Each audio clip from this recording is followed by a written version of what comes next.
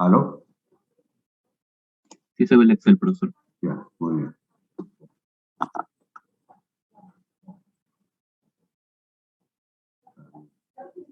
Muy bien, entonces estuvimos viendo el tema de la elasticidad precio de la demanda y habíamos llegado pues hasta deducir el famoso delta de Q.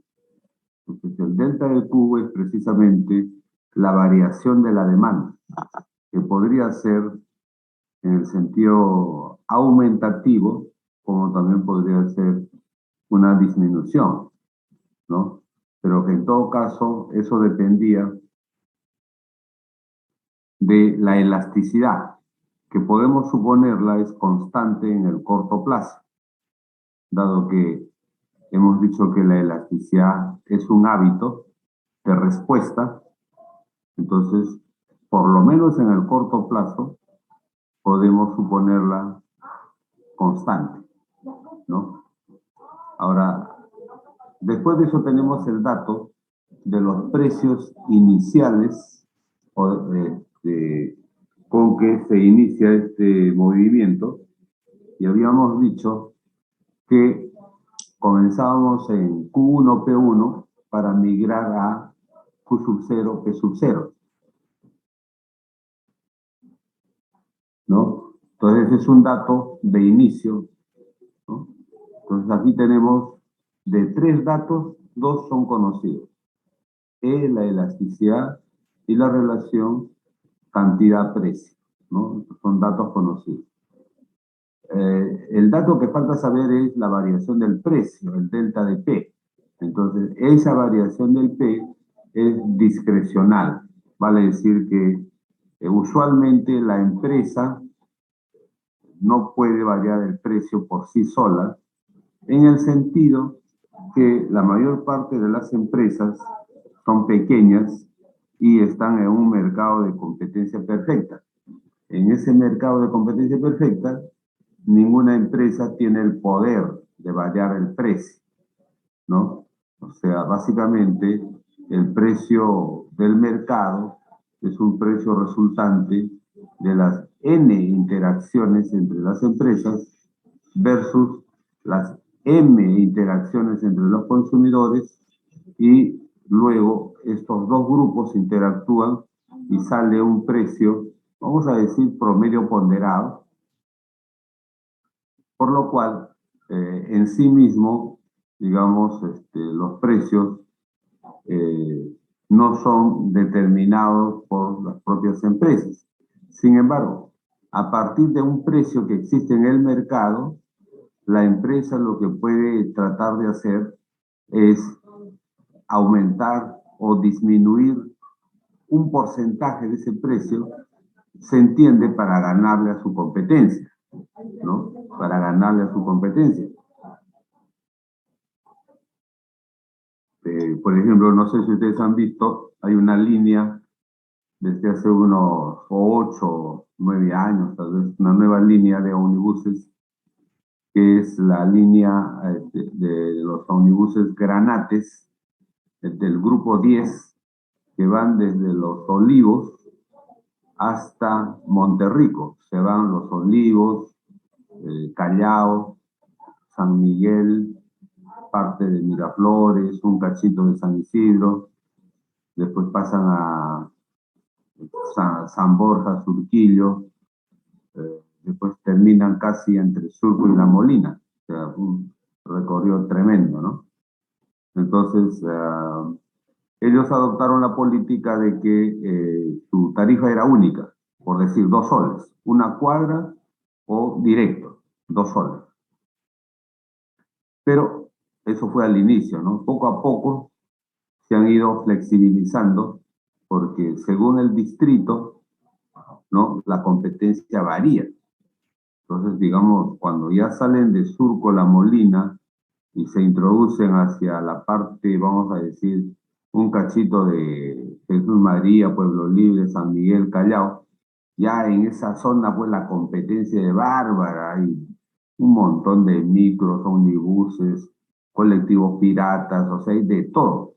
Y ahí la gente, pues, no quiere pagar 2 soles, ¿no? Por ruta corta o ruta larga. Entonces, poco a poco sacaron 1,50 sol, 1 sol, ¿no? Hasta que, digamos, en la parte de, vamos a decir, San Borja, Surco o La Molina, la gente toma carro hasta para 1 cuadra, ¿no? Y entonces ya ellos se copiaron el modelo de las combis, una china, una china, una china, una china. Entonces, la gente ahora pues sube por 1 cuadra, por 2 cuadras, ¿no? Suben 20, 30 y posiblemente hasta más rentable le resulta trabajar ruta corta de 1 cuadra, 2 cuadras, que haciendo pues un recorrido tremendo, ¿no? Entonces, ya en las situaciones concretas, las empresas, los vendedores, pueden variar el precio respecto a un precio de referencia, esperando que esa variación, obviamente, contribuya a generar mayor demanda, ¿no? O sea, ¿quién pues va a subir el precio para perjudicarse y tener menos ingresos?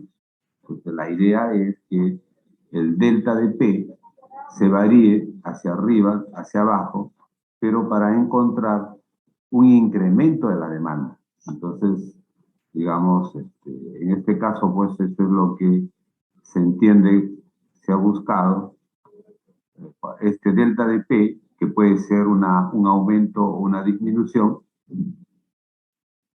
usualmente debe, si es una reducción del precio, debe originar un incremento del delta de Q.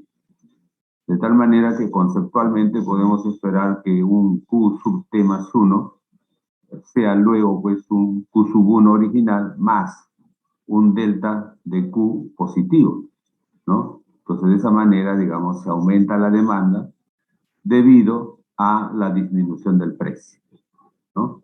Entonces es una proyección y como les decía, pues lo más difícil de hacer en realidad, en cualquier ciencia, en cualquier campo, es proyectar el futuro, o sea, qué es lo que puede suceder próximamente. Entonces, en las cosas, en lo que está gobernado por la naturaleza, obviamente, pues las cosas no tienen voluntad en sí y tú puedes proyectar con una alta precisión, incluso puedes hacer una proyección puntual, ¿no? En cambio, más adelante vamos a ver nosotros que estas proyecciones en economía, en administración, en todo lo que es empresariado, en realidad, pues es este delta de Q va a ser usualmente un más menos, ¿no? Va a tener su porcentaje de variación o su banda, ¿no? O sea, las proyecciones aquí son usualmente proyecciones banda, ¿no? No son proyecciones puntos, ¿no? Entonces, eso es lo que rápidamente hay que ganar. Entonces, este es un delta de Q más menos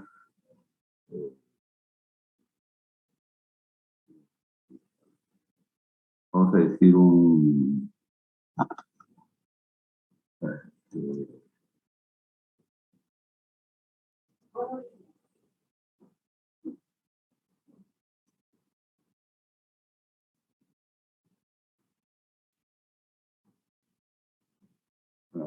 vamos a decir acá un omega, ya está, ¿no?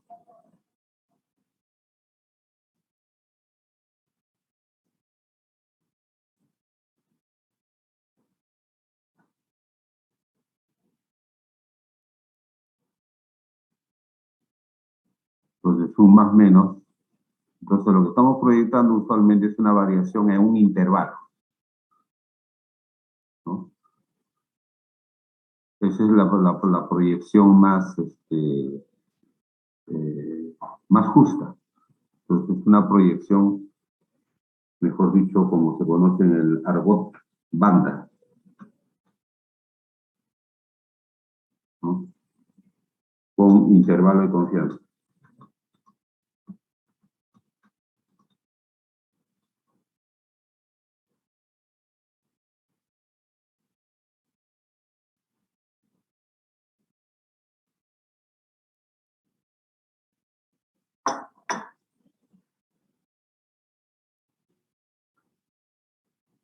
Entonces, en general, digamos, las proyecciones en economía son proyecciones banda. Incluso, digamos, la proyección del tipo de cambio diario, o ni siquiera diario, ¿no? Se cambian dólar soles en cada segundo, y ahora con los aplicativos que han sacado los diferentes bancos, pues en cada segundo se están transando cientos de miles de dólares, y obviamente los más jugadores, vamos a decir, están apostando pues a que el dólar suba, baja, porque los apostadores en realidad ganan por la diferencia, ¿no? Compra-venta, compra-venta, compra-venta, están apostando continuamente, y se entiende en esa diferencia, compra-venta, está la ganancia, pero siempre y cuando, digamos, sean bastante precisos, mejor dicho, asertivos en sus proyecciones, ¿no? Y bueno, pues en la actualidad eso es casi, miren que para el futuro está predecido de que todos vamos a actuar, aunque ya actuamos incluso aplicando lo que se llama la teoría de juegos. O sea, digamos, la economía es casi como un negocio, es como un juego, en el sentido de que ganas, pierdes, ganas, pierdes, ganas, pierdes, o ganas, ganas, ganas, ganas, pero en algún momento pierdes, ¿no? Pero claro, en otras ocasiones estás pierdes, que pierdes, que pierdes, que pierdes, pero también puedes ganar. O sea, en sí mismo, digamos, nada es seguro en el futuro. Todo en realidad es una especie de, no digamos incertidumbre, pero sí una esperanza matemática, ¿no? Entonces, no tenemos necesariamente probabilidades históricas para asignarle a cada evento, ¿no? En realidad, buena parte de las probabilidades son probabilidades subjetivas, ¿no? Eh, Bajo supuestos, dice que probablemente suceda esto, probablemente no suceda lo otro, ¿no?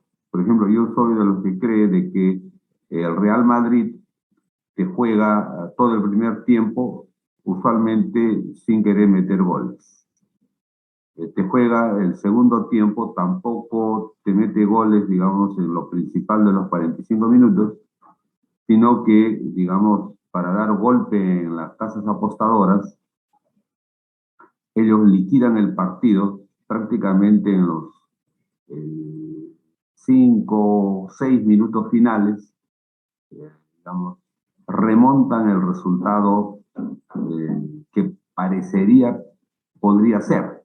Ya están incluso en los 90 minutos y, digamos, en los adicionales te definen el score tanto del propio partido como del acumulado, ¿no? Y eso da golpe en las casas apostadoras, pero ya esa es una estrategia, digamos, de dar golpes, ¿no? En el sentido de que sí van a ganar, pero no necesariamente, digamos, con las precisiones de que, digamos, apabullan, ¿no? 2-0, 3-0, sino casi en un score bien medido, donde en el propio partido incluso hasta pueden empatar o perder, pero en el acumulado usualmente ganan, ¿no? Entonces, como dice la propaganda de una casa, para ganar hay que creer, ¿no? Entonces, si crees en el Real Madrid, le apuestas, pero ahora, pues, para levantar lo máximo, a ver, apuesta que va a ser 3-1, 3-2, y sobre todo, a ver, apuesta de que vas a ganar en el minuto 47, 48 del segundo tiempo. Entonces, en general, digamos, es una especie de juego en el sentido que los competidores están esperando el movimiento de los otros para actuar. O sea, es un ajedrez donde no necesariamente ves las fichas del contrario y estás preparando la estrategia sabiendo las fichas del contrario y cada ficha tiene su movimiento particular y podría sacar una ruta para efectivamente hackear. Pero en el caso, digamos, de los negocios, ¿no? O sea, tú puedes conocer algunas fichas, pero no sabes estrictamente cuál es tu movimiento. O sea, el movimiento no necesariamente es lineal ni predecible, ¿no? Y más bien tienes que investigar o hasta intuir, ¿no? Entonces, ya conocemos, pues, por tanto, de que la naturaleza de la economía es un juego que estrictamente, vamos a decir, debe tener su parte divertida en el sentido de que te reta a que imagines o intuyas la estrategia, la táctica ajena.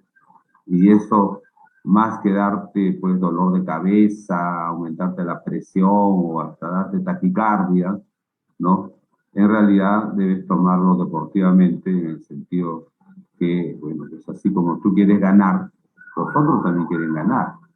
Que la competencia sea leal, y a eso es lo que se pide. O sea, tanto en la teoría clásica del liberalismo como en la teoría intervencionista o constructivista de la teoría económica, en ambos lados lo que se pide es que o sea, si tienen que competir entre privados, la competencia sea leal según las reglas de juego. Si tiene que competir el Estado con el sector privado, según la teoría intervencionista, de igual manera. O sea, tiene que haber reglas de juego claras. O sea, el Estado debe ceñirse a lo que dice la Constitución, a lo que dice la ley, y no abusar de su poder para ganarle la competencia al sector privado, sorprendiéndolo, engañándolo. No, pero de igual manera, ¿no? O sea, el sector privado tampoco puede usar la Constitución o la ley para acorralar al Estado y decirle, Estado, tú no puedes hacer estas cosas, y si haces, te demandamos ante el Poder Judicial, porque se puede demandar al Estado. Y de hecho que el sector privado demanda al Estado y usualmente el sector privado le gana todos los juicios al Estado. ¿Por qué? Porque contrata pues a los abogados. Muchas veces el sector privado también corrompe al Poder Judicial, no vamos a decir que siempre actúan con manos limpias, ¿no? Y entonces no hay competencia leal, ¿no? Entonces la buena economía, la economía que se va a sostener en el tiempo y va a crecer, es aquella economía donde los competidores privados o los competidores privados versus el Estado juegan limpio, con reglas de juego, basados en la ley, basados en la Constitución. De esa manera, esa economía prospera, ¿no? Y la gente que pierde, caballero, reconoce que ha perdido, ¿no? Y no está, digamos, buscando la venganza por cualquier medio, sino, obviamente, si ya le ganaron limpiamente en la competencia, o ya se da por quebrado totalmente, o en todo caso cambia de estrategia para en el próximo futuro, bueno, pues ya no cometer los mismos errores, ¿no? Entonces, ese es un afán continuo que hay que estar considerando. Muy bien, después pasamos con la misma lógica a hablar sobre la elasticidad ingreso, la elasticidad ingreso. Y entonces, para lo cual, pues el supuesto es de que la demanda, ¿no? La demanda, la cantidad demandada, mejor dicho,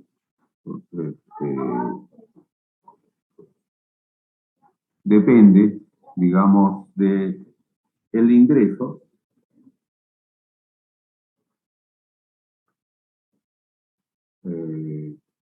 asumiendo que las otras variables permanecen constantes, ¿no? Entonces, vamos a decir que todas las otras variables, las decimos como B sub, las otras variables le decimos la B sub I, ¿no? Constantes.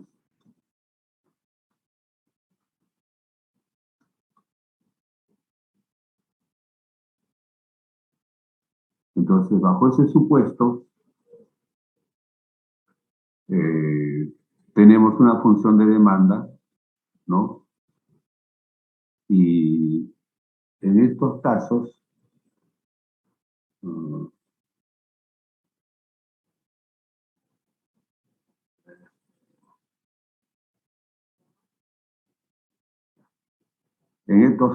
lo que hemos dicho es pues de que la demanda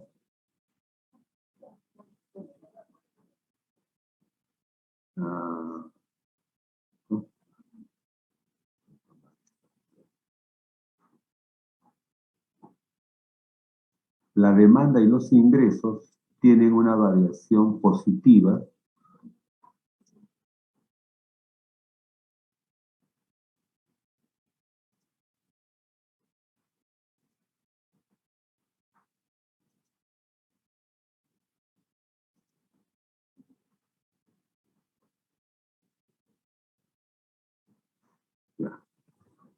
varían positivamente,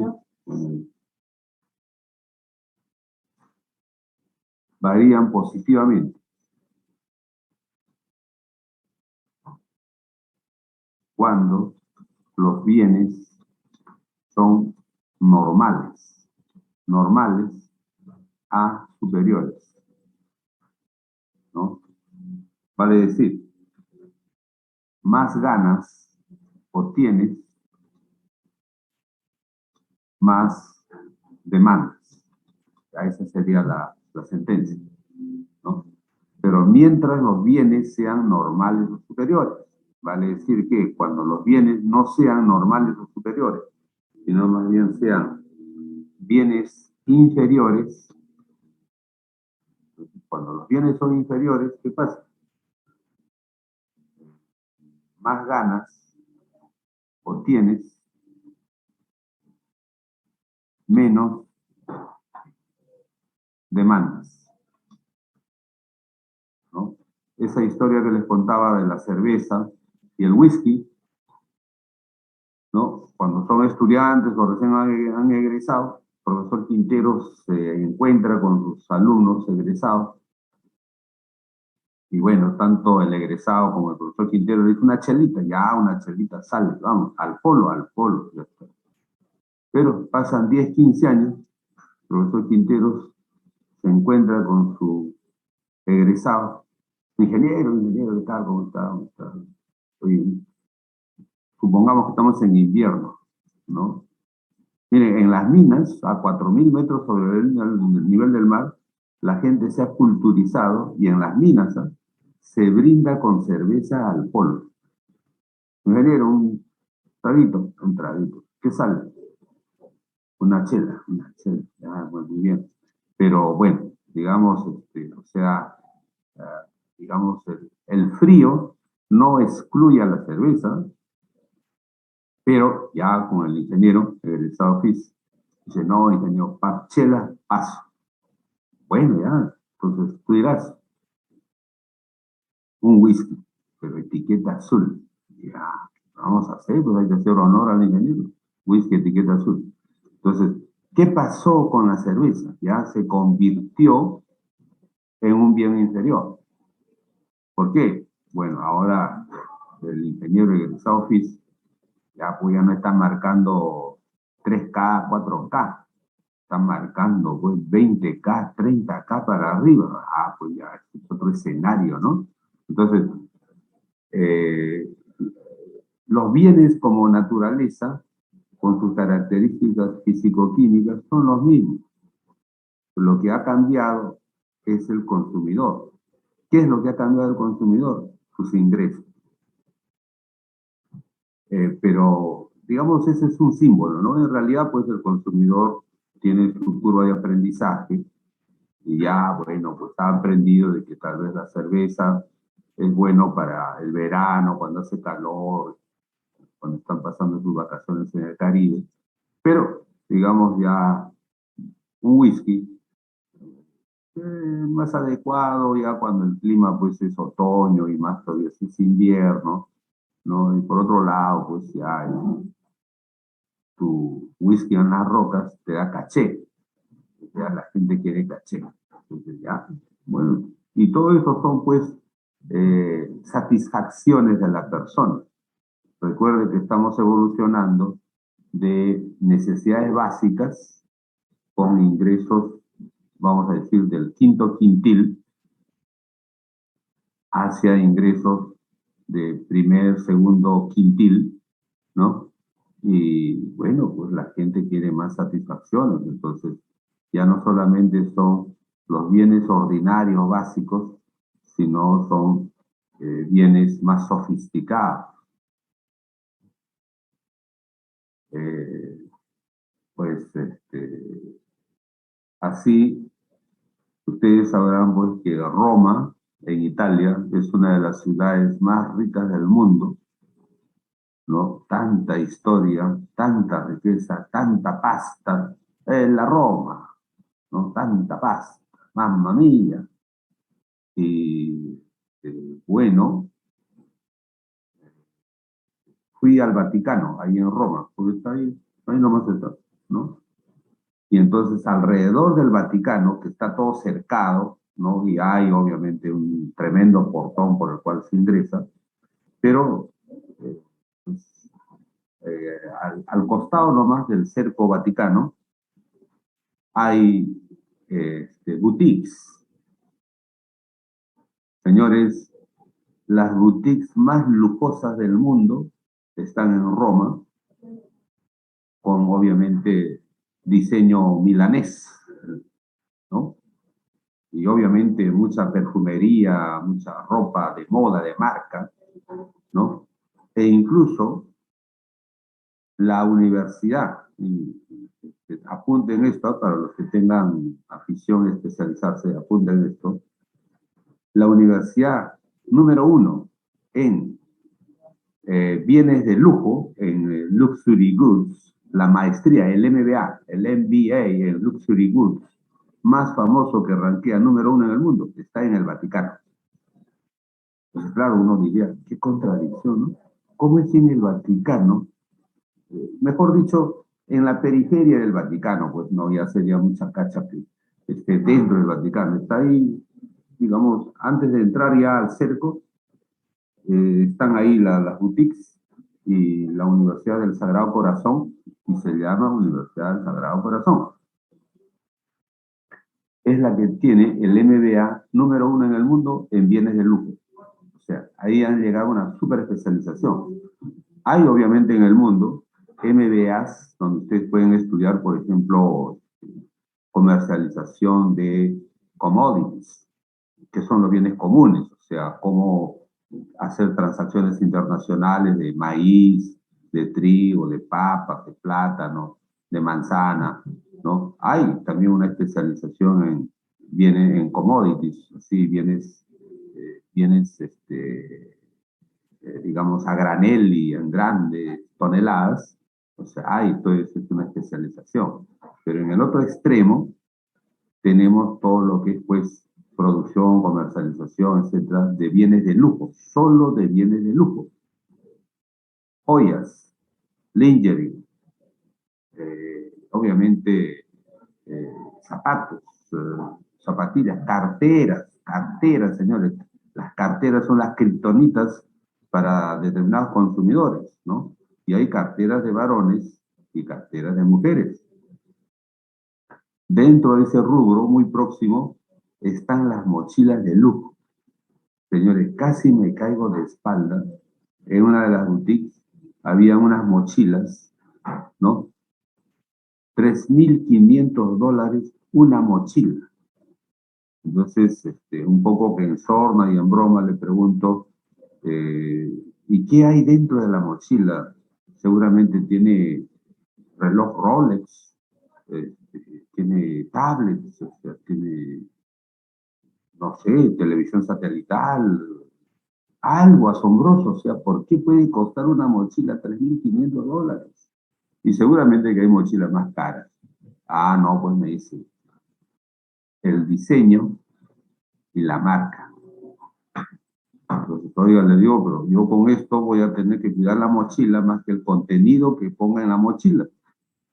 Yo quiero poner dentro de la mochila pues mi libro que llevo a la uni para dictar mi clase, pasta de dientes, algo así, pero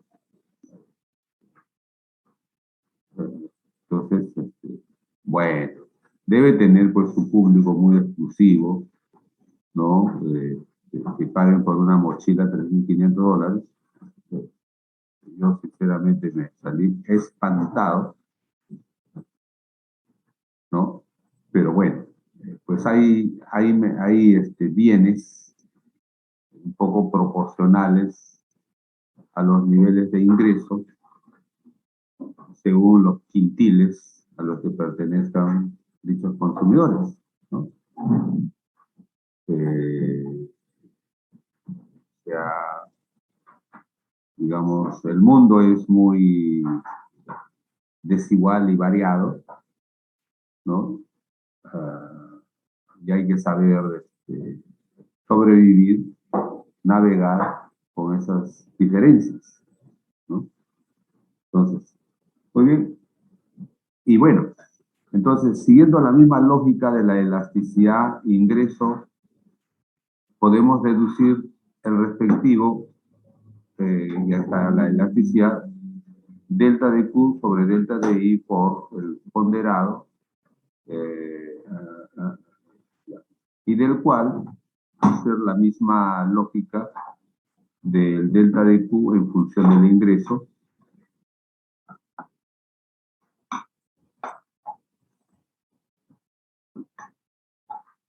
Entonces, básicamente, pues, es hacer aquí el reemplazo del ingreso en la situación 1 y luego la posible variación en el ingreso que, digamos, la persona pueda acreditar en el próximo futuro.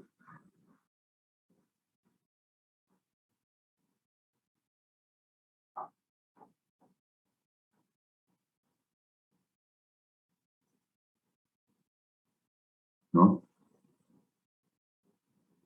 Y siempre hay que poner que se trata acá de la elasticidad ingreso.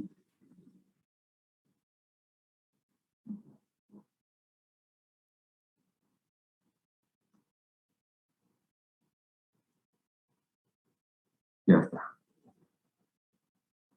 Y entonces con esta misma lógica podemos construir variaciones de la demanda debido a cualquier otra variable.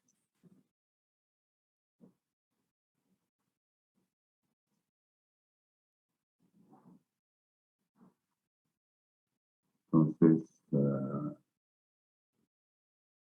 digamos que esta fue una variación de Q debido al ingreso, vamos a ponerla con I minúscula, y entonces aquí vamos a poner la variación de Q debido a cualquier otra variable, vamos a poner B minúscula,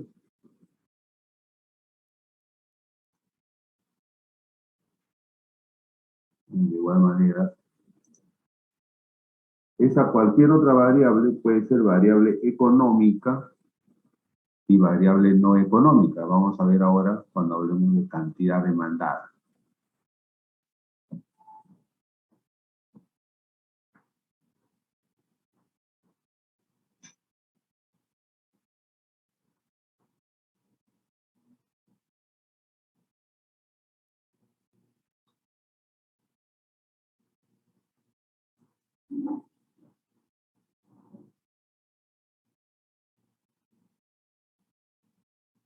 Y de tal manera que la variación total de la demanda,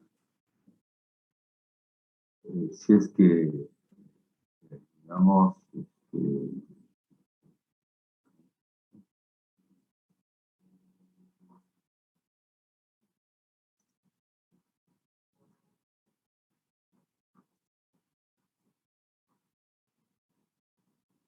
la variación total de la demanda debido a todas las variables concernientes.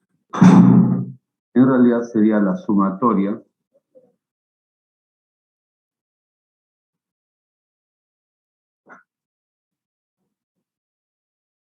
de la variación de la demanda debido al precio, digamos que es usualmente la variable más importante,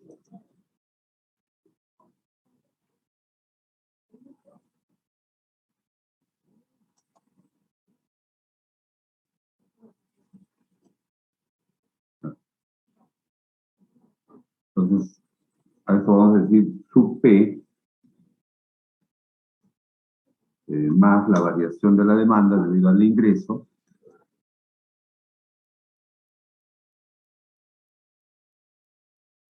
sub I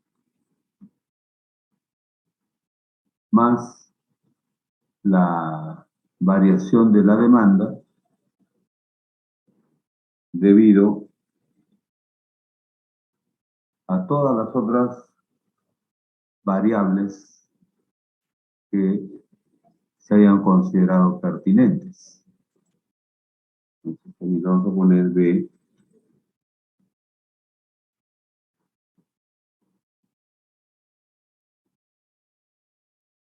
y entonces todo esto.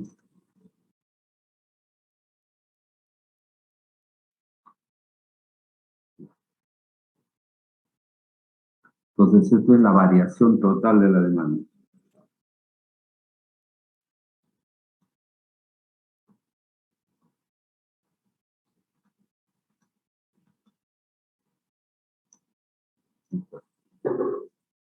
Variación total de la demanda.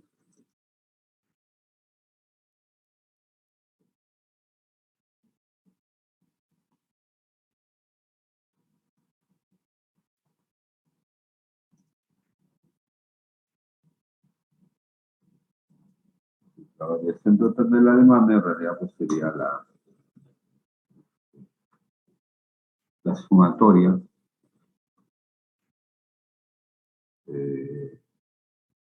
vamos a decir, de todas las variaciones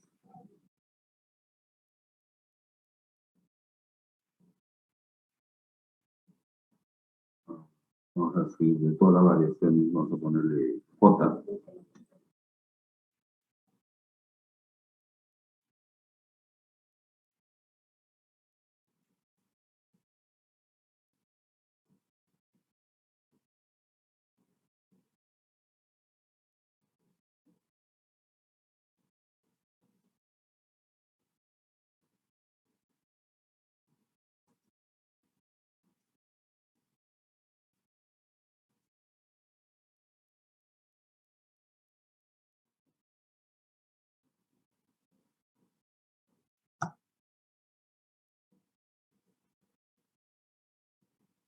¿No?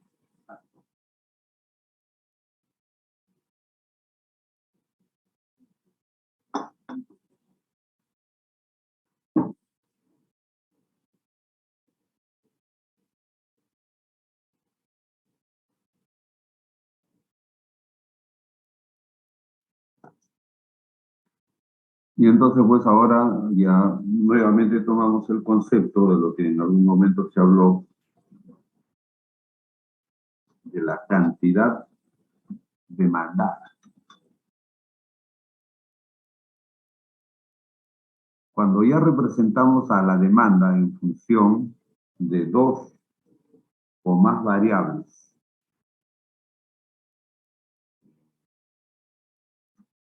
ya no estamos hablando en sí de la demanda a secas. La demanda a secas es la relación precio-cantidad de manera inversa. Pero ya cuando hablamos de la cantidad demandada, estamos hablando de la demanda debido a varias variables, más de una. Y digamos, dentro de una presentación lineal, eso podría ser pues el parámetro A o variable autónoma más B, precio, minúscula.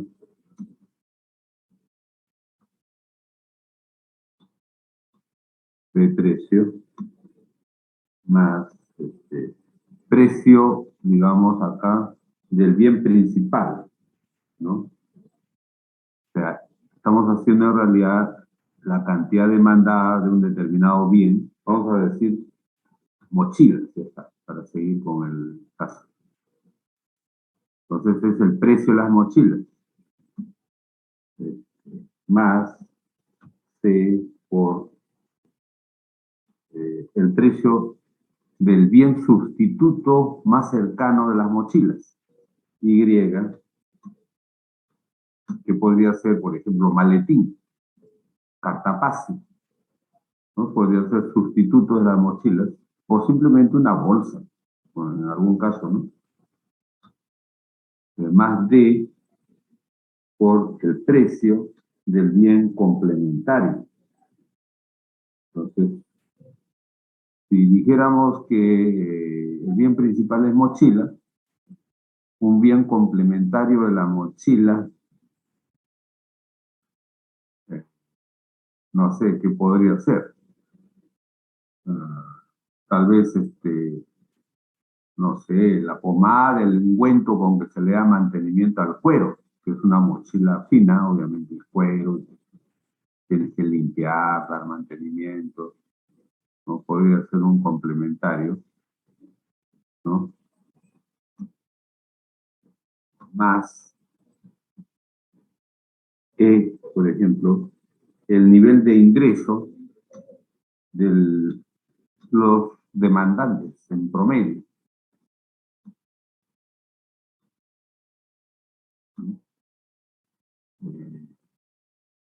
F, bueno, podría ser variables no económicas, por ejemplo, vamos a decir la temperatura del ambiente. Entonces, la temperatura influencia o no influencia para comprar mochila. En invierno sí, en verano no, viceversa, no sé. Puede ser sí, puede ser no. ¿Qué? Vamos a decir, por ejemplo, la publicidad. O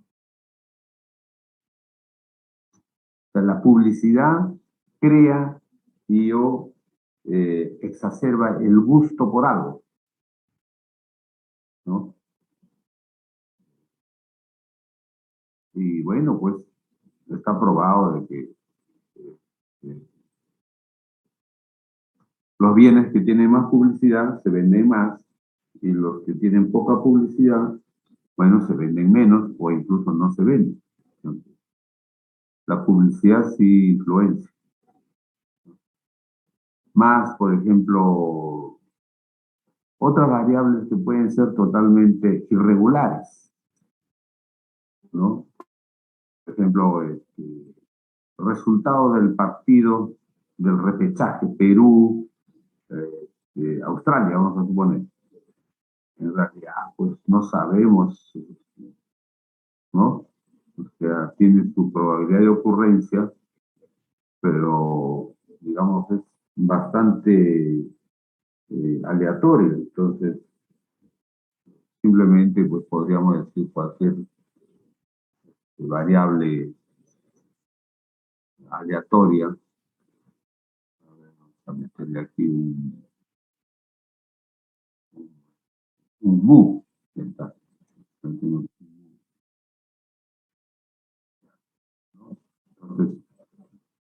ahí está la cantidad demandada. Entonces, cada una de esas variables contribuye de manera positiva o negativa para el incremento o para la variación de la demanda. Todos nos suman, todos nos restan, depende. Entonces, ¿existe, va a haber una variación de la demanda? Sí. ¿Va a ser grande, va a ser pequeña? O sea, no sabemos. Entonces, cada una de esas variables va a contribuir a la variación de la demanda de manera positiva o negativa. Entonces, tal que incluso ya podríamos construir ahí una función en términos pues de P sub X, de P sub Y, de P sub Z.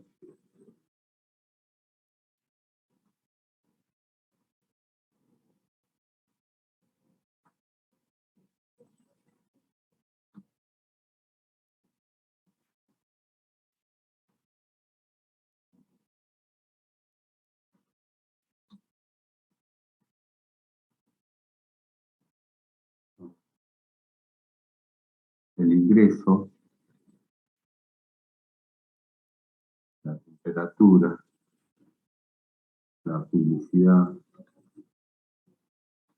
y una variable aleatoria, cualquiera, tal como mu.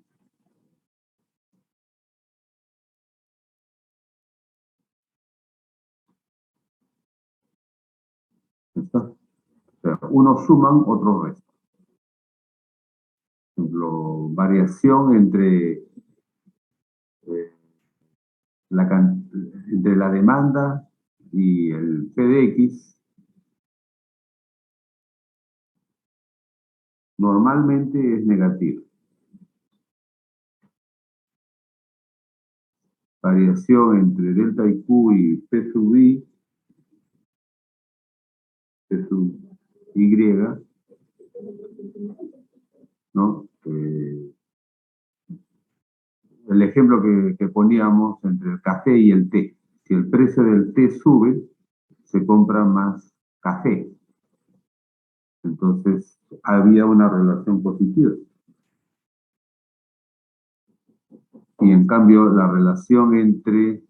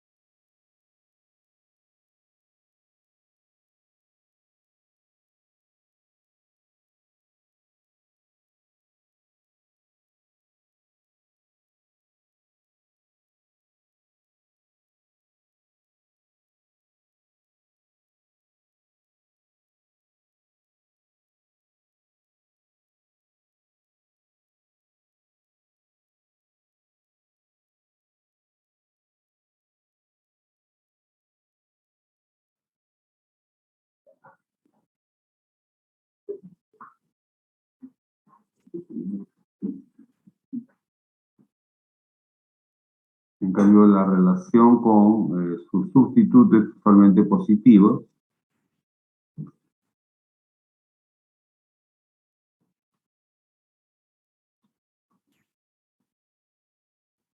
La relación con el bien complementario es usualmente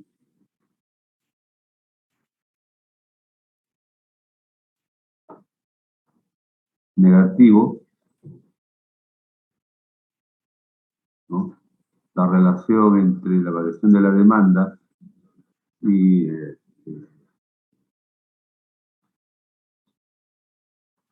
el ingreso es usualmente positivo como regla general, ¿no? Y ya de las otras relaciones, por ejemplo, ya su relación con la temperatura, ya depende del tipo de bien. Por ejemplo, con la cerveza, si sube la temperatura, sube la demanda. Si baja la temperatura, baja la demanda. O sea, esa es su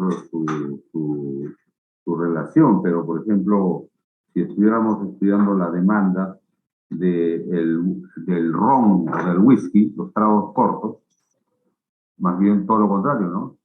Si sube la temperatura, baja la demanda. Si baja la temperatura, sube la demanda. O sea, es una relación inversa, negativa. Con la publicidad, usualmente la relación es positiva. más publicidad, más ventas, más demanda. Pero todo tiene su tope, ¿no? Todo tiene su punto de saturación, ¿no? O sea, si ya metes demasiada publicidad, llegas al hastío y, como dice la Biblia, contra gula templanza. Si vas más allá del hastío, en lugar de vender más, vende menos, ¿no? Este es el famoso ejemplo, pues, de 1900, en las elecciones políticas de 1990, el caso de Vargas Llosa versus Fujimori. O sea, Vargas Llosa era apoyado, pues, por el sector privado, y había una millonada y millonada y millonada para respaldar su campaña, y le metieron publicidad tratazo. Televisión, radio, periódicos, volantes. O sea, la plata sobraba para publicidad. La gente se hartó. Y claro, ya cuando te publicitan en exceso, como cualquier cosa en exceso, hace mal. Entonces la gente se pone a pensar, oye, ¿por qué tanta, pero tanta publicidad? O sea, ¿cuál es el interés de que haya tanta, pero tanta publicidad? Entonces, más bien la gente, en lugar de pensar bien, piensa mal, ¿no? Es como el enamorado que ya ronda una vez, lo ven, ya está, dos veces ya, pero ahora, pues, el enamorado, el pretendiente, ¿no? Pasa una vez, pasa dos veces, pasa tres veces, pasa cuatro veces, pasa N veces, en realidad ya se vuelve un perseguidor o, digamos, una persona acosadora incluso, o sea, no es bueno. O sea, todo extremo, todos los extremos siempre van a ser malos, ¿no? Todo tiene su punto de aguante, ¿no? Pasado eso, ya pues, ya te has extralimitado de lo que es el comportamiento normal, ¿no? Y esto pasó en una elección política, pero de igual manera pasa con los bienes, con los consumibles. Algunas veces ya uno reniega nomás cuando está viendo su programa o su noticiero y te pasan la publicidad de un producto, ¿no? Incluso los fines de semana, los viernes abusan, ¿no? O sea, ya, como saben que la gente va al mercado sábado y domingo, entonces las marcas intensifican su publicidad con tal frecuencia de que ya llegan a incomodar al oyente, al televidente, lo saturan en exceso. Y más bien la gente termina detestando, ¿no? Al producto, no porque el producto en sí le caiga mal, sino porque le incomoda con su noticiero, su programa deportivo o cualquier programa que esté viendo, ¿no? Entonces, no siempre más es mejor. Pasado un límite, más es peor.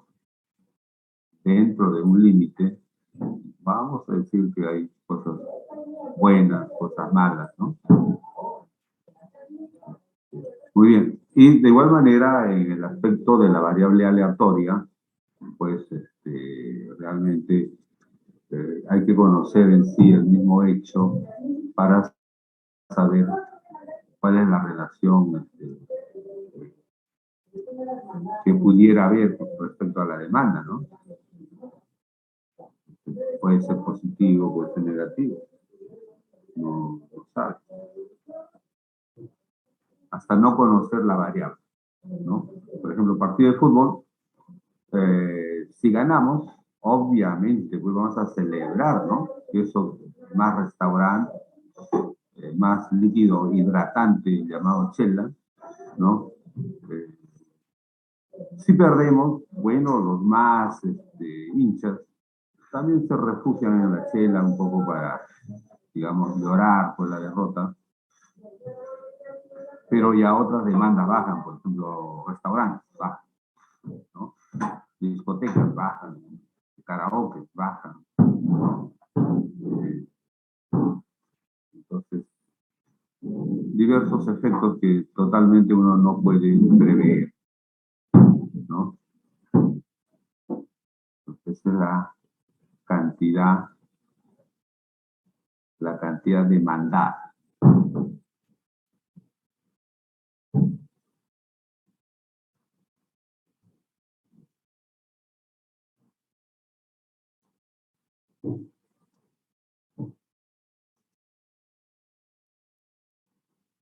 La cantidad demandada.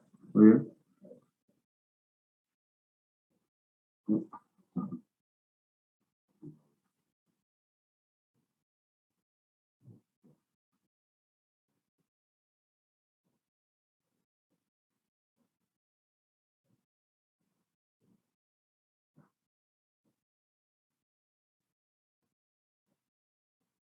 Entonces, en estas representaciones, P versus Q, ya saben ustedes que la relación es inversa, pendiente negativa.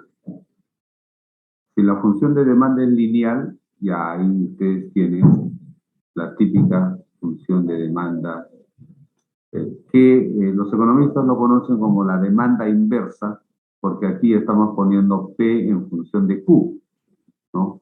Cuando usualmente, pues, matemáticamente, usualmente representamos Q en función de P. Pero los economistas, digamos, tienen esta forma particular, por decir, para el análisis, poner P en función de Q para el análisis, ¿no? Pero la función original es usualmente, pues, Q en función de P, como lo estamos poniendo acá, ¿no? Q en función de P. Y otra vez vuelvo a insistir, más que una función causal, esta es una función de correlación, ¿no? O sea, estrictamente, digamos, estas variables no causan, pero sí están altamente correlacionadas con la demanda. Posiblemente el conjunto de las variables sí causan la variación de la demanda, ¿no? Pero más nos preocupa que por lo menos estén correlacionados, ¿no? Y esa correlación es la que vamos a estudiar después.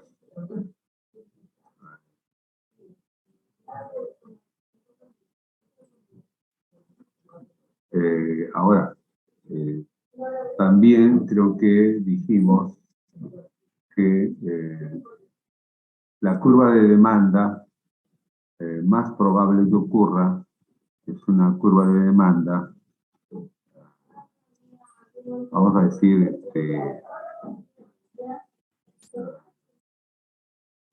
que usualmente es convexa hacia el origen,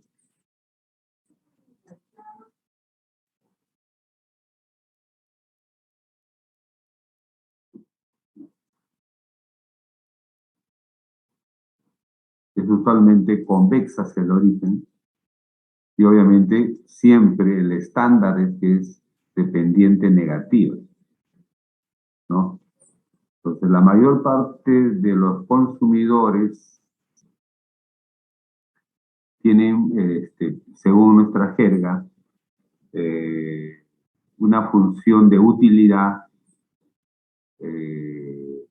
convexa hacia el origen, que luego va a dar lugar a una curva de demanda aproximadamente convexa hacia el origen, ¿no? Tal vez acá no lo he dibujado perfectamente, pero usualmente, vamos a decir, que podría ser incluso asintótica, ¿no?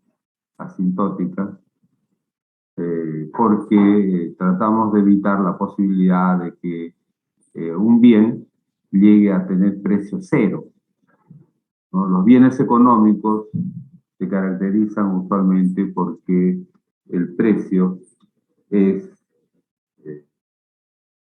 mayor que cero, ¿no? La característica de los bienes económicos es que su precio es mayor que cero. ¿no? Difícilmente en lo que es ya la economía monetaria podemos encontrar bienes gratuitos. Puede ser gratuito para un individuo, pero no es gratuito para la sociedad. ¿Por qué? Porque hacer un bien siempre ha implicado emplear recursos, y esos recursos cuestan, ¿no? A alguna persona le puede salir gratuito porque se lo regalan, ¿no? Pero a la sociedad sí le costó, ¿no? O sea, tiene costo. Pues una cosa es que alguien pague, otra cosa es que no tenga costo, sí tiene costo, ¿no?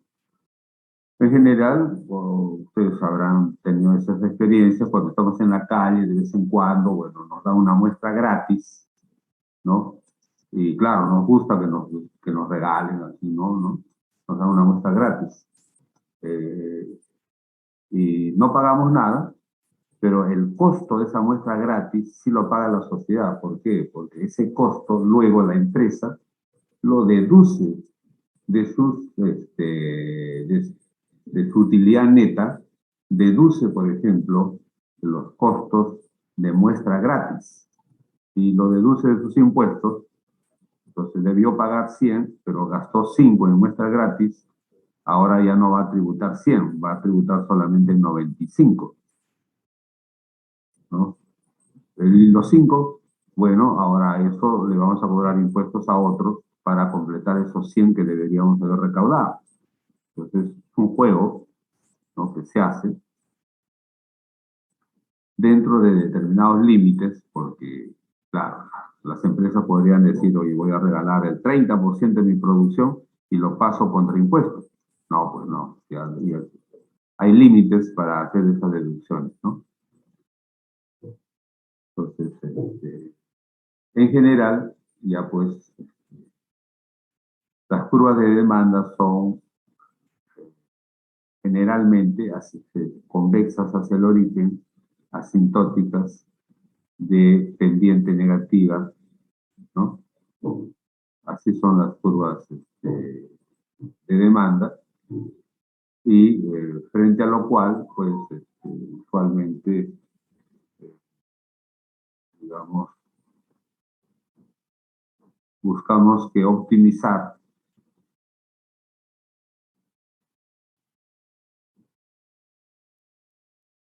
haciendo que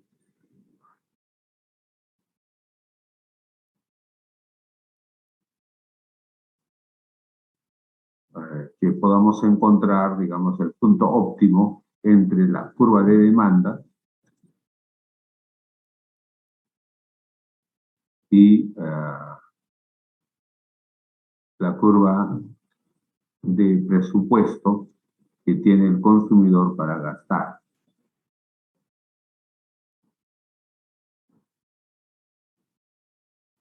¿no?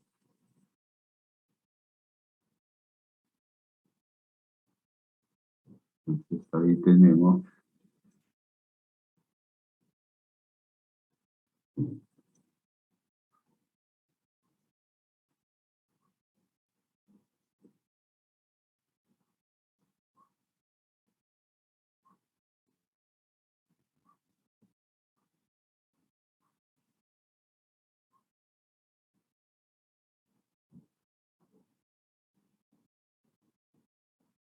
en el punto de tangencia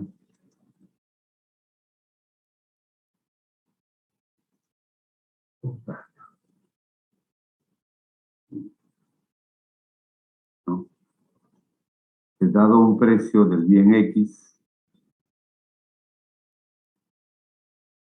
hay una demanda de ese bien X. Esa es la historia.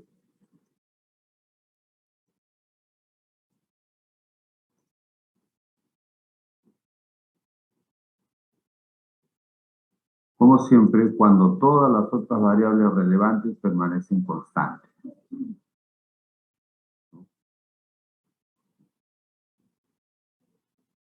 Creo que anteriormente adelantamos la maximización de la satisfacción del consumidor. Hicimos una función de Lagrange, Pregunto.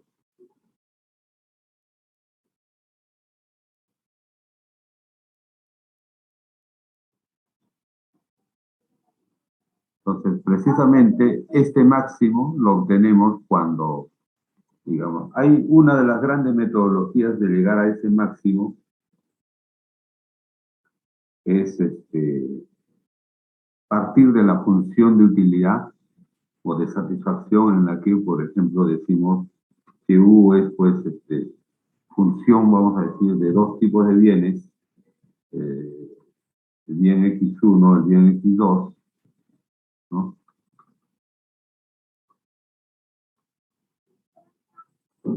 Ya está. Creo que es Evelyn.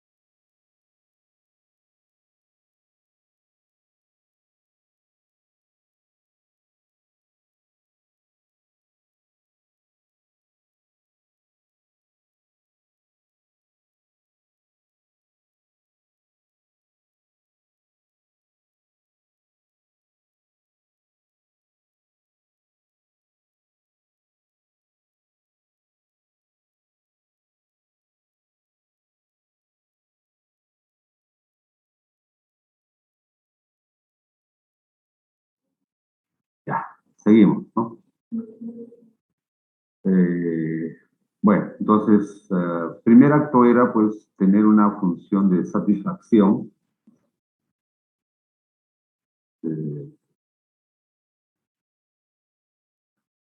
Y, obviamente, sabemos que siempre hay restricción.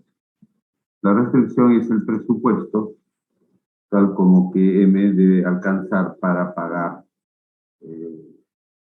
lo que se compra, P sub 1 por X sub 1 más P2 por X2, ¿no?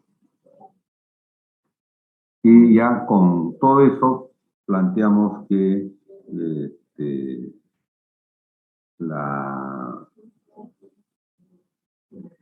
ya tenemos entonces aquí la función objetivo, tenemos aquí la restricción, y entonces ahora sí podemos maximizar, optimizar, ¿no? Entonces, ¿qué es lo que vamos a optimizar?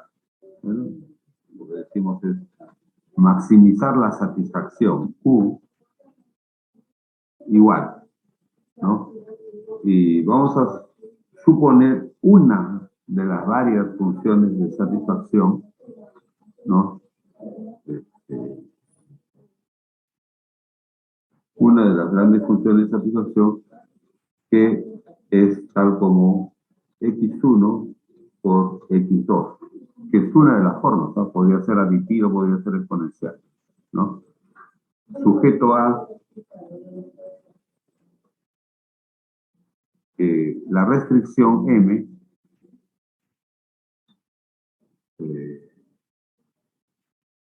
sea mayor o podría ser también igual a el gasto, siendo pues ese gasto P sub 1 X1 más P sub 2 X2, ¿no? Entonces, 4 formamos el lagrangiano, y el lagrangiano es igual a la función objetivo más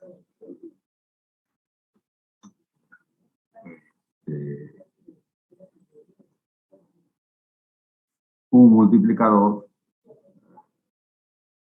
Vamos a usar, a ver, ya, alfa que sea nuestro multiplicador.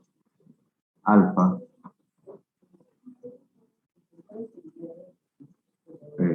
Por el resultado de la restricción. El resultado de la restricción es m menos P1x1 menos P2x2. ¿Cierto? Ya está. Entonces ahora sí ya básicamente optimizamos, ¿no? Primera condición de maximización, que la primera derivada sea igual a 0, ¿no? Respecto a cada una de las variables pertinentes.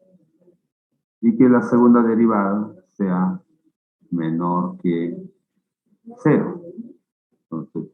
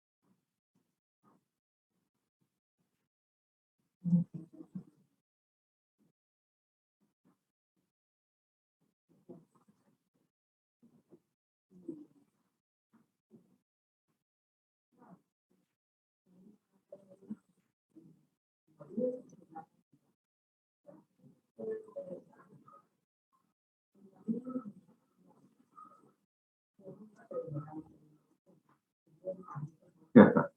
Entonces, tengo ahí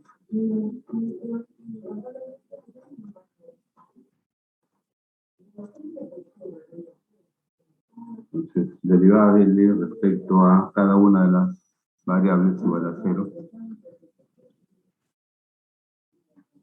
Comenzando por, obviamente, x1. Ya está. Entonces, voy a tener 3 ecuaciones.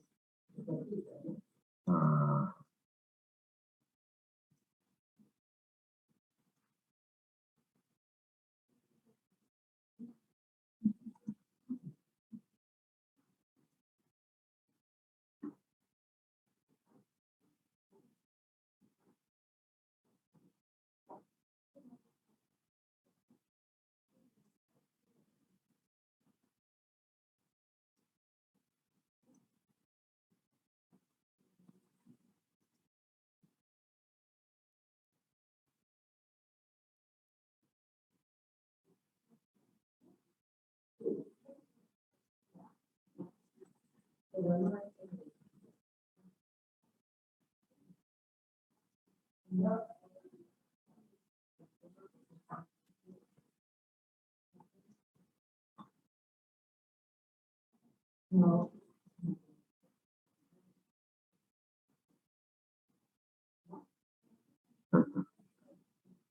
Todos estos deben ser igual a 0. Entonces, 3 ecuaciones, 3 variables. Y aceptamos de que la segunda derivada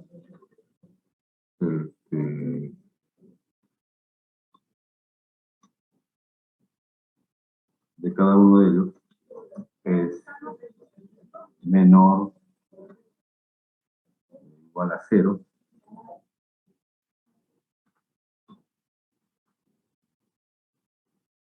Menor que 0, menor que 0. Con lo cual aseguramos de que tenemos un máximo único, ¿no?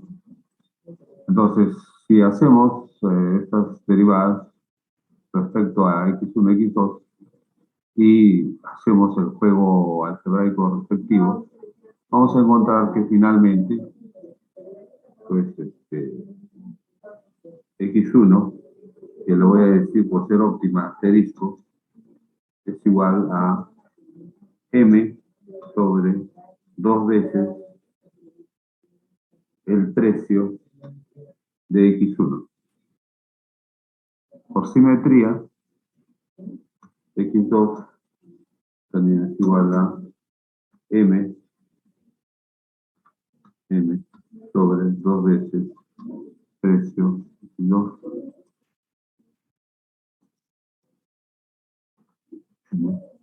Bien. Y obviamente este x2 también es x2 óptimo. Ya está. ¿No? Entonces, estas son las soluciones.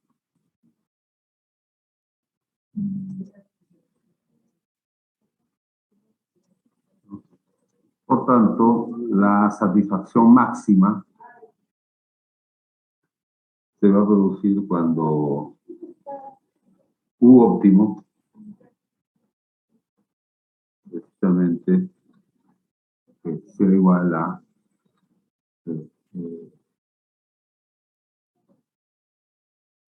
x1 óptimo por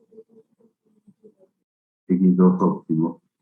Y entonces esto va a ser igual a m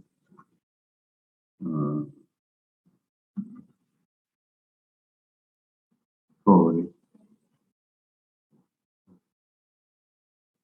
4 P1 P2, donde m está, vamos a aprovechar al cuadrado,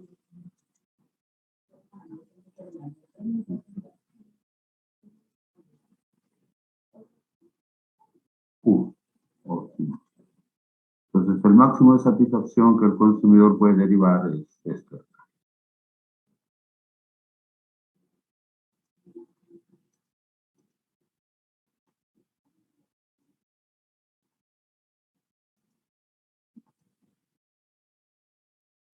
Y entonces,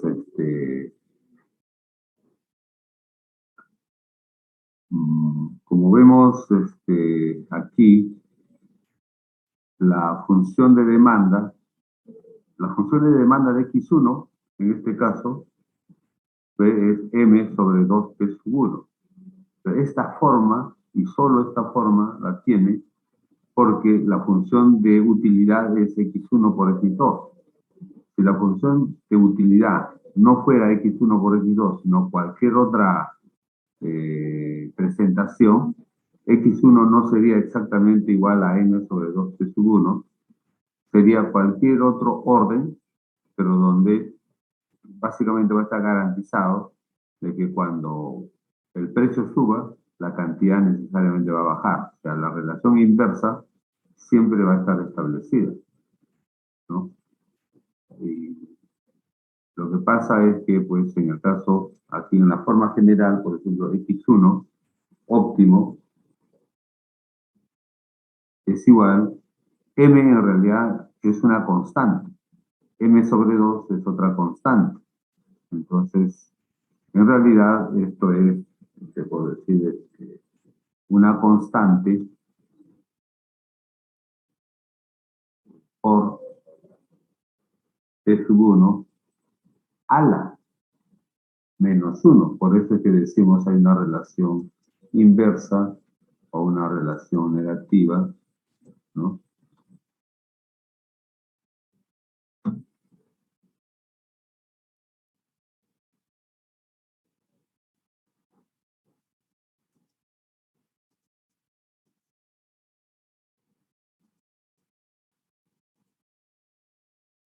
¿No? Entonces, aquí tenemos una de las grandes formas de la demanda.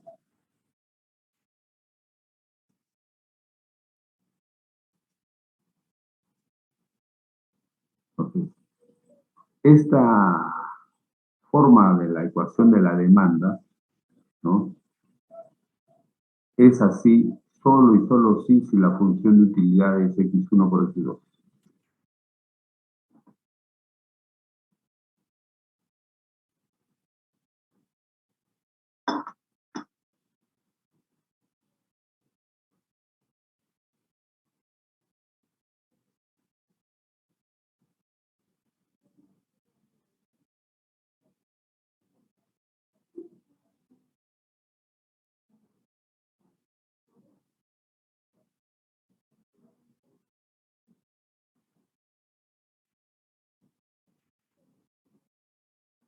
Entonces hay que considerar esta deducción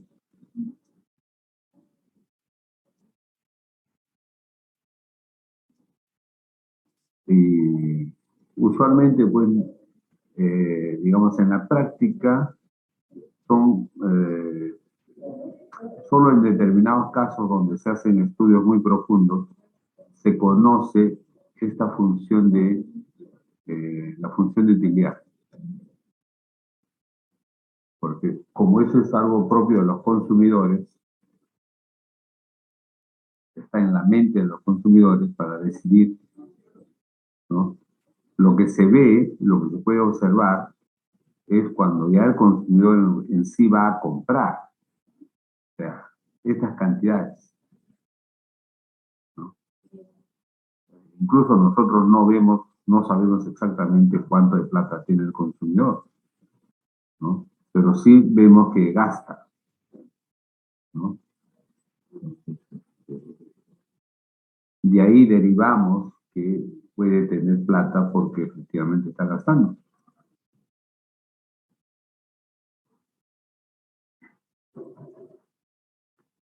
Y por eso es que la mayor parte de las funciones que se construyen son en base a las estadísticas que se obtienen de cantidad y precio.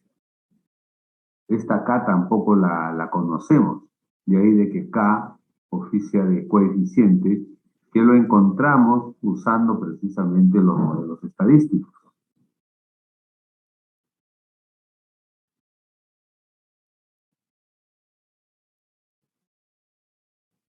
¿No? Usualmente hay una relación, ya sabemos, inversa entre cantidad y precio.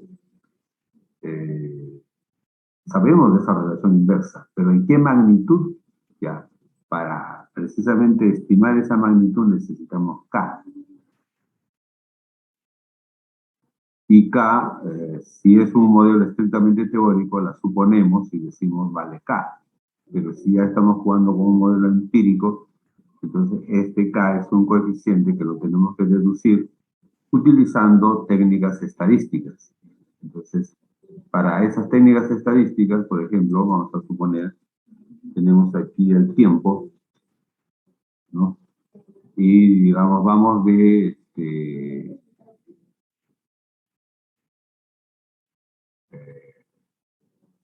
hacia el pasado, ¿no?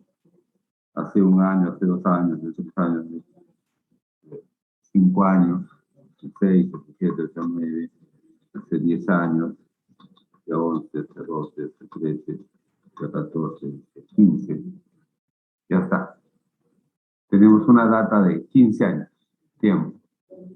Ahora necesitamos data, registros estadísticos, encuestas, lo que sea, pero necesitamos datos de respecto al producto X, ¿qué cantidad compró? Entonces, hace un año compró, por decir, 12, compró 15, compró 12, compró 13, compró 15, compró 17, compró 10, compró 9, compró 11.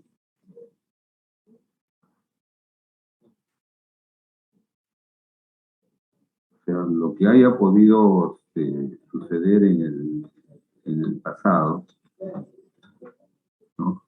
Ya, eso es lo que compró. Ahora necesitamos la estadística del precio ¿no? ¿A qué precio compró? ¿No? Eso también son datos que podemos averiguar. Vamos a suponer que pues, esto costó 3, que esto costó 2, esto costó 3, esto costó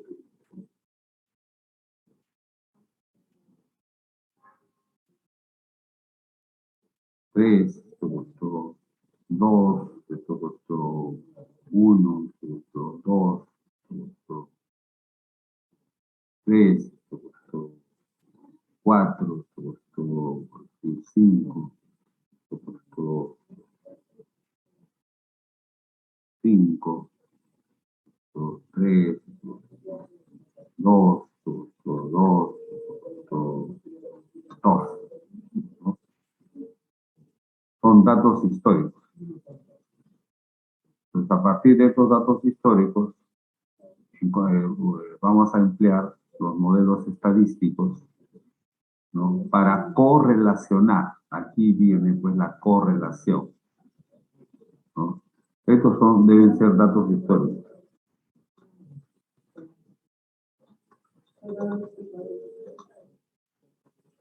Ahora, dependiendo del tiempo y el presupuesto, podemos tener otros datos.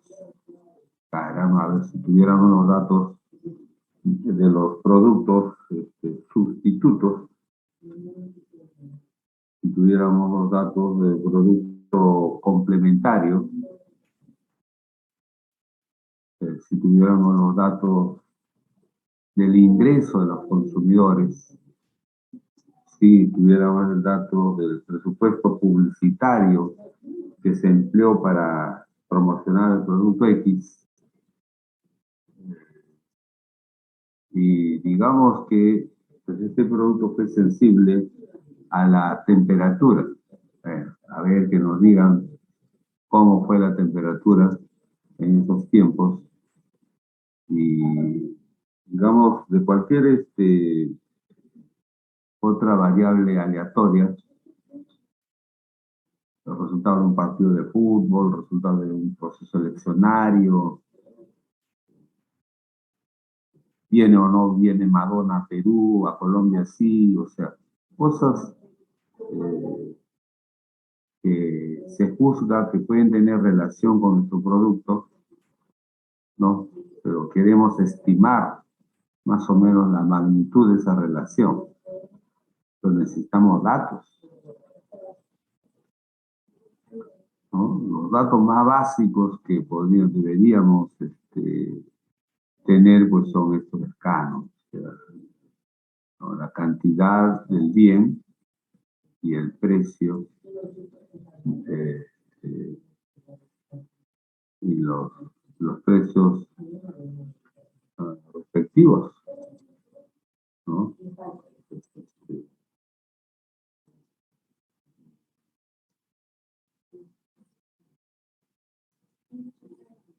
¿No? O sea, son los datos básicos que deberíamos tener, ¿no? Y ahora falta la data o la técnica estadística para correlacionar cantidad con precio, ¿no? Entonces, bueno, vamos a hacer en lo que queda un ejercicio relativamente rápido y sencillo, que más adelante se puede volver un poco más complejo si le metemos más variables, ¿no? Entonces, esto es como, digamos, en esos programas de cocina que dan en el canal 706, y hay un cocinero que afino. Bueno, Isabel, vamos a preparar un arroz con pollo. Muy bien, pues, entonces,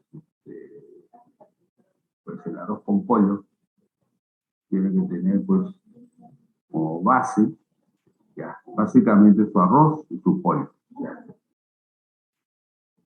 Y todos los otros son, pues, vamos a decir, complementos, ¿no?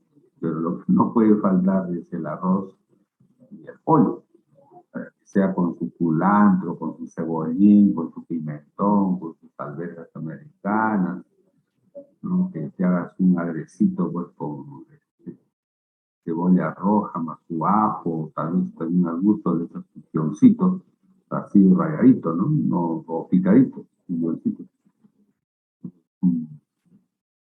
Arroz con pollo medio chifado. Ya, pero esos son pues los otros ingredientes, pero lo básico es el arroz y el pollo, ¿cierto? Es más o menos así. Entonces, a ver, nosotros vamos a postular que Q con P se relacionan tal como Q igual a un modelo lineal sencillo, Q igual a más B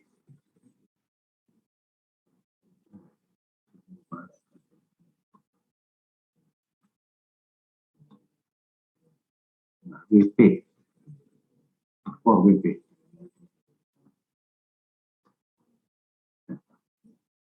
Este es el modelo.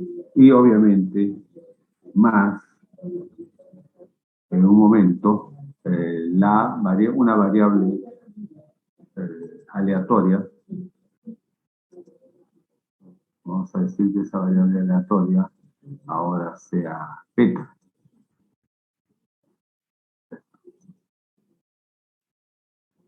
Entonces, la correspondencia perfecta entre Q y P sería, digamos, de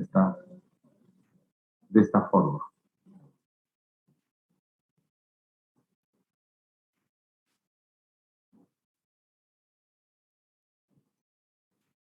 ¿No?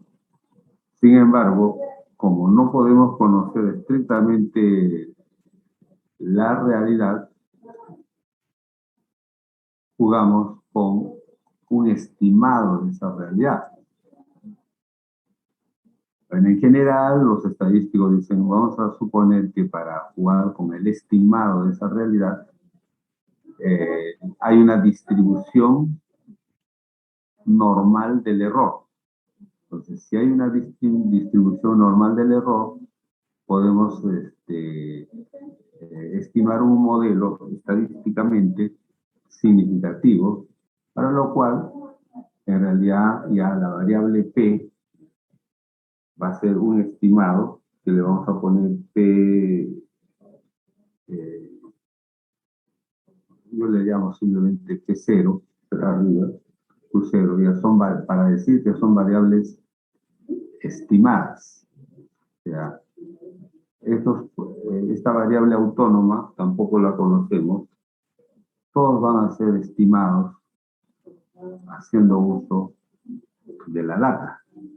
Entonces, B0 es el estimado de B, A es el estimado, A0 es el estimado de A, P0 es el estimado de P, Q0 es el estimado de Q.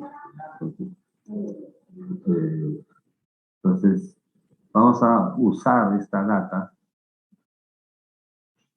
para hacer todas las estimaciones, ¿no?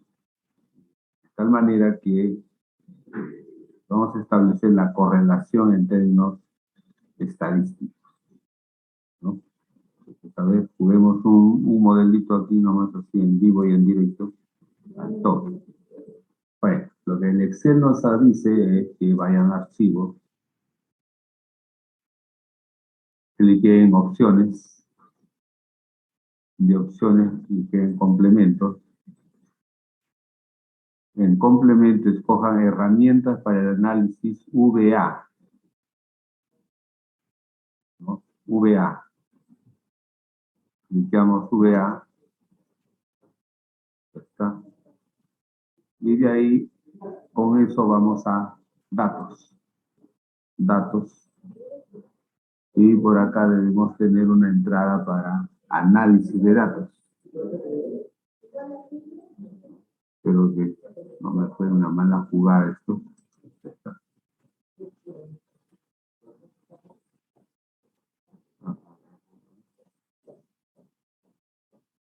¿Listo?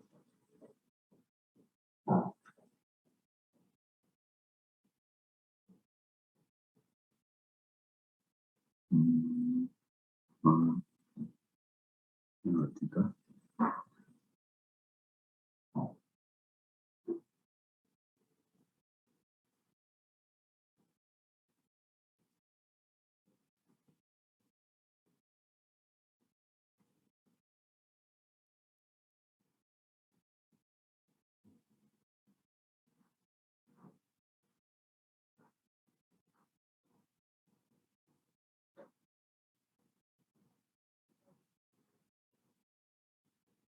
Un ratito.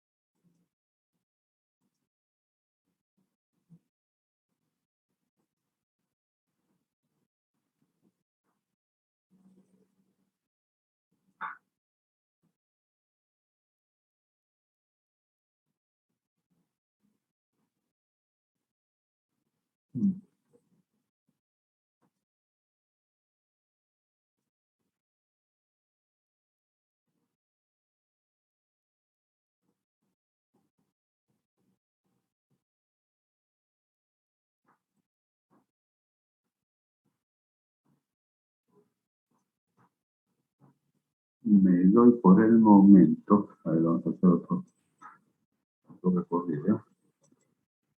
Dejarla acá. Vamos por otro lado. Opciones.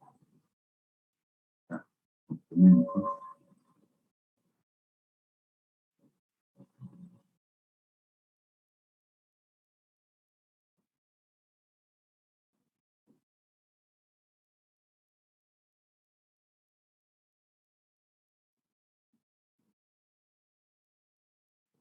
Ahora sí.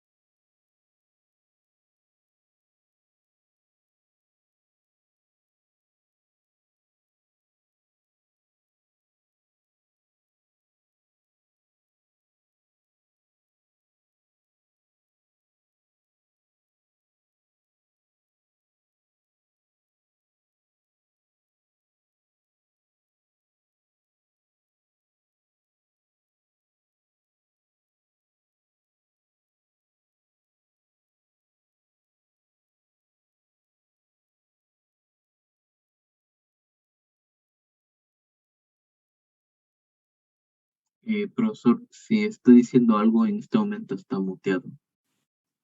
Ya. Miren, este ejercicio, no sé, mi modelo de regresión acá no lo tengo habilitado en esta, este, en esta PC, así que no lo encuentro para completar el ejercicio. Eh, pero los pasos son los pasos clásicos que nos indica acá opciones, primer paso. Segundo, complementos. Tercero, habilitar la herramienta VBA, ¿no? Habilitar esta herramienta. Con esta herramienta, eh,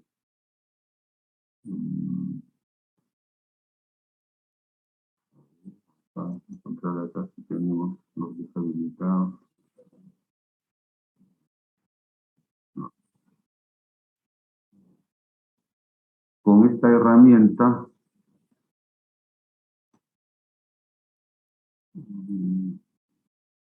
vamos al análisis de regresión. Debemos ir al análisis de regresión. A ver, está dentro del análisis.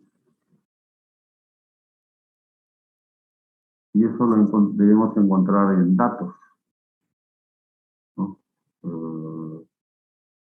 Aquí lo que he perdido es la opción análisis de datos. Y dentro de análisis de datos está regresión, ¿no? Entonces, ese es el paso el eslabón tardío, porque ya entrando a regresión, básicamente hay que introducir la matriz columna Q sub X versus la matriz columna PX, y ya simplemente pedir que nos haga el gráfico y nos saque el análisis de varianza, ¿no? Entonces ya sale ahí los estadísticos para hacer el análisis, ¿no? Entonces no tengo aquí habilitado mi función análisis de datos. Ya, no se preocupen, esto se lo voy a enviar al correo. ¿Mm? ¿Puedes el archivo?